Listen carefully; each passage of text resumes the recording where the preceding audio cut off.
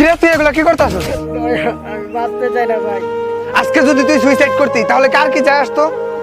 ও তুই আজকে ওই মেয়েকে পাবি না বলেই তো সুইসাইড করতে গেছিলি, তাই না? আজকে যদি তুই মরে যাইতি তাহলে ওই মেয়েটা তোর জন্য বড় জোর 3 মাস কান্না করতো, তারপরে তোর মতো ওর লাইফে একটা ছেলে আসতো, আইসা ওরে সান্ত্বনা দিত, ভালোবাসতো, নাইলে অন্য একটা ছেলেকে বিয়ে করতো। তোকে তো তার মনে রাখার কোনো প্রয়োজন নাই আছে। সুইসাইড করার পর যদি মানুষগুলো দেখতে পারতো সে যার জন্য সুইসাইড করছে সেই মানুষটা তাকে ছাড়া কতটা ভালো আছে সেটা যদি জানতে পারতো, তাহলে সুইসাইড অবস্থায় আবার সুইসাইড করতো।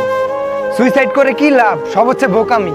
ও আমাদের দেশে তো তোমার মতো বোকার অভাব নাই, প্রতিদিন গড়ে 8-8 জন ছেলে মেয়ে সুইসাইড করে। সুইসাইড করা তো এখন একটা ট্রেন্ড, ভালোবাসার মানুষকে না পাইলেই সুইসাইড করতে হবে।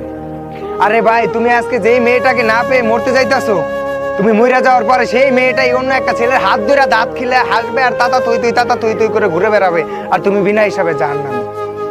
অনেক সময় দেখা যায় ছেলে অথবা মেয়ে